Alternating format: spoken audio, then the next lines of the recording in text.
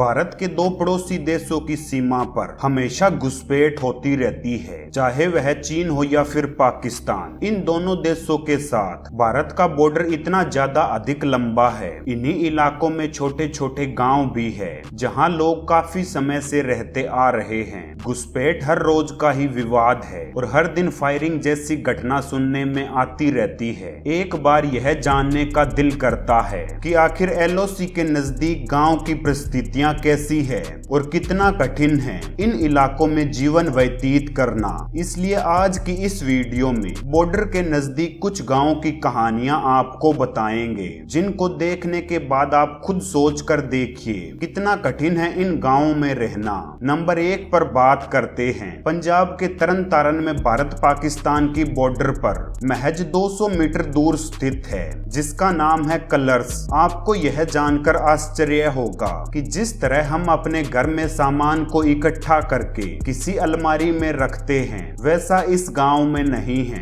इस गांव में ज्यादातर परिवार सामान बांध कर रखते हैं, मालूम नहीं कब उनको गांव छोड़ना पड़ जाए। इसलिए जम्मू कश्मीर बॉर्डर पर जैसे ही तनाव बढ़ने लगता है तो इस गांव में भी डर का माहौल बन जाता है। बीएसएफ इस गांव को तुरंत खाली करवा देती है क्योंकि यह गांव पाकिस्तान के नजदीक है। इस कारण से गांव वालों का कहना है कि वह वोट तो डालते हैं, उसके बदले में उनके गांव में विकास नहीं हो पाता। इस गांव के ज्यादातर लोग आर्थिक रूप से पिछड़े हुए हैं। उनके पास थोड़ी बहुत जमीन है, उस जमीन का कुछ हिस्सा पाकिस्तान की ओर है और गांव के युवा बेरोजगारी के शिकार हैं। इस गांव में दिन रात डर का माहौल बना रहता है। नंबर 2 पे बात करते हैं भारत पाकिस्तान बॉर्डर से 35 किलोमीटर दूर स्थित पातालपुरी गांव की। इस गांव में 70% लोग लाहौर से आकर बसे हुए हैं। आजादी के बाद उन्हें लाहौर को छोड़कर भारत आना पड़ा था और वह लोग यहीं आकर बस गए। अमृतसर जिले के इस गांव को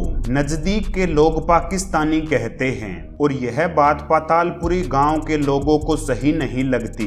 गांव वालों का कहना है कि पाकिस्तान का नाम हमारे साथ ऐसे जोड़ा गया है कि कई पीढ़ियां गुजरने के बाद भी हम भारत के नहीं हो सके। इस तरह आप सोच सकते हैं कि एक गांव दिन रात डर के माहौल में जी रहा है। उस देश के कुछ लोग देश का नहीं मानते। नंबर 3 पर बात करते हैं माकवाल गांव की। यह गांव जम्मू में स्थित है। इस गांव के लगभग सभी लोग खेती करते हैं। इस गांव में धान, गेहूं, खरबूजे की खेती की जाती है। इस गांव के खरबूजे जम्मू कश्मीर में बहुत ही प्रसिद्ध हैं। लेकिन अहम बात यह है कि इस गांव के लोगों के खेत भारत पाकिस्तान की सीमा से सटे हुए हैं। इस कारण लोगों के लिए खेती करना आसान काम नहीं है जितना देश के दूसरे किसानों के लिए है। इस गांव में खेती जान हथेली पर रखकर की जाती है। लॉकडाउन में जब इन लोगों के पास मीडिया पहुंचा तो उन्होंने बताया कि खेत में जो उन्होंने पैसा लगाया था वह भी पूरा नहीं हो सका। फसल मंडियों में तो पहुंच गई, लेकिन ग्राहक नहीं होने के कारण फसल बिक नहीं पाई, कुछ माल ही बिक पाया। इसके अलावा गांव के लोगों को खेत में जाने से पहले आईडी कार्ड आर्मी को दिखाना होता है। बीएसएफ के जवान आईडी कार्ड जमा करवा लेते हैं और उन्हें टोकन दे देते हैं और वह लोग खेत में काम करते हैं। ऐसा क्यों किया जाता है, इस बात को समझें तो आर्मी के हिसाब से बॉर्डर के पास वह लोग ही जा सकते हैं जिसके खेत हैं। इसके अलावा आर्मी की बिना परमिशन वहां कोई नहीं जा सकता। बॉर्डर के पास जितने भी गांव हैं उन गांव के खेत में जाने से पहले ऐसा ही होता है। आप इस गांव की कहानी से समझ सकते हैं कि बाकी के गांव के साथ भी ऐसा ही होता है। दोस्तों, बॉर्डर से सटे गांवों के बारे में यह जानकारी आपको कैसी लगी, हमें कमेंट बॉक्स में कमेंट करके जरूर बताएं। जानकारी पसंद आई हो तो वीडियो को लाइक और अपने दोस्तों में शेयर जरूर कर दें। ऐसी ही और अधिक जानकारी पाना चाहते हैं तो चैनल को सब्सक्राइब करना न भूलें।